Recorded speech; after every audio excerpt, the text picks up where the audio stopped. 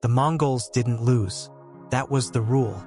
From the steppes of Central Asia to the gates of Vienna, they crushed every kingdom, every army, every wall that stood in their way, except one. One city held. And the reasons why still divide historians today. This wasn't just a rare defeat. The Mongols conquered more territory in 25 years than Rome did in 400. They destroyed the Khwarezmian Empire in 2 years. They burned Baghdad, the intellectual heart of the Islamic world, to ash. They made kings across 3 continents kneel. So when a single city stopped them cold, it wasn't an anomaly. It was a rupture in the logic of their entire system. Understanding why requires us to look beyond castles and courage. Because the Mongols didn't fail because they met braver soldiers or thicker walls. They failed because the very methods that made them unstoppable became their weakness. The Mongol war machine worked on principles that medieval Europe barely understood. Speed, first. Their composite bows could be fired from horseback at full gallop, raining arrows before the enemy even formed ranks. Intelligence, second. They ran a continental spy network, gathering information on terrain, politics, and military strength months before an invasion. Psychological warfare, third.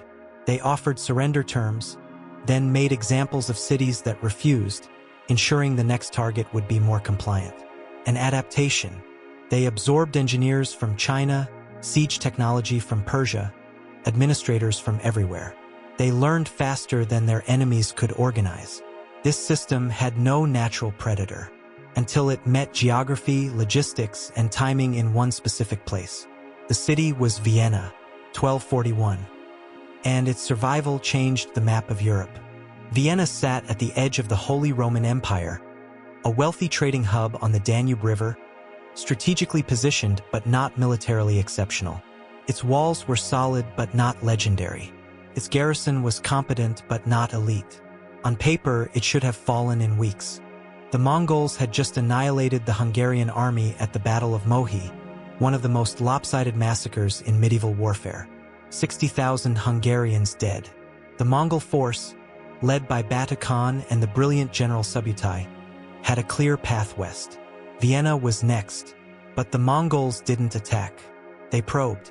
They raided the outskirts. They gathered intelligence. And then they stopped. Here's what happened. The Mongol invasion of Europe in 1241 wasn't a desperate gamble or a random raid. It was a calculated campaign, the culmination of years of planning.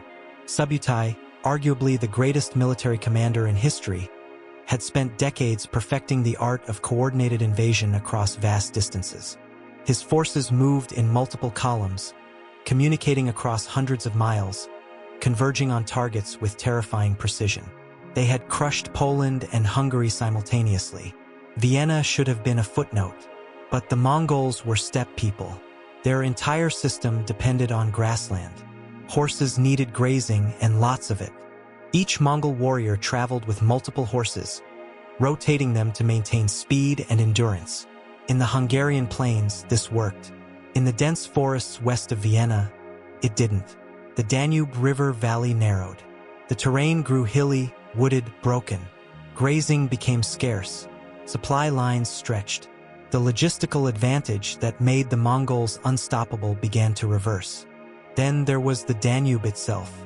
Rivers were barriers the Mongols could usually bypass or ford, but the Danube in early spring was swollen, fast, and wide. Crossing it under fire, against a fortified city, with an exhausted supply chain, was a different calculation. The Mongols were pragmatists. They didn't throw men at walls out of pride. If the cost outweighed the gain, they moved on. But logistics alone didn't stop them. Timing did. In December 1241, the great Khan Ogedai died. This wasn't just a leadership crisis. Under Mongol law, all princes of the blood had to return to Karakorum, the Mongol capital, to elect the next Khan. Batu Khan was a contender for the throne. Staying in Europe meant forfeiting his claim. So he turned his army around. Not because Vienna was too strong, because the political center of gravity shifted 5,000 miles east. This is where historians split. Some argue the Mongols were already retreating before Ogedai's death was confirmed, suggesting they had reached their logistical limit. Others believe Bada Khan would have taken Vienna and pushed further west if not for the succession crisis. The evidence is incomplete. What's clear is that both factors mattered. The Mongols were slowing down, but they weren't broken. The death of the Khan gave them a reason to withdraw without admitting defeat.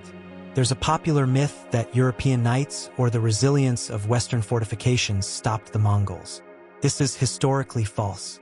The Mongols had already adapted to siege warfare. They used Chinese engineers to build trebuchets and counterweight catapults. They had taken fortified cities across Asia and Eastern Europe. Vienna's walls weren't unique. What was unique was the combination of stretched logistics, unfavorable terrain, and a political earthquake at the exact moment the campaign was peaking. Another misconception is that the Mongols feared European heavy cavalry. They didn't. They had faced and destroyed heavy cavalry in Hungary, Poland, and Russia. The idea that Western knights were somehow superior is a retroactive myth, born from European sources trying to explain why the invasion stopped. The truth is less flattering. The Mongols left because it was no longer strategically worth staying. The long-term consequences were enormous. If the Mongols had continued west, the political and cultural development of Europe would have been unrecognizable.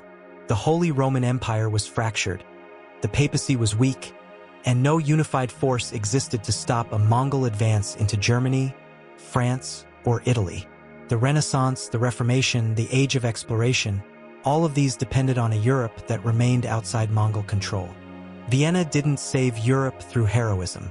It survived because the Mongols chose to leave, and that choice was shaped by forces beyond any city's walls. This raises a deeper point.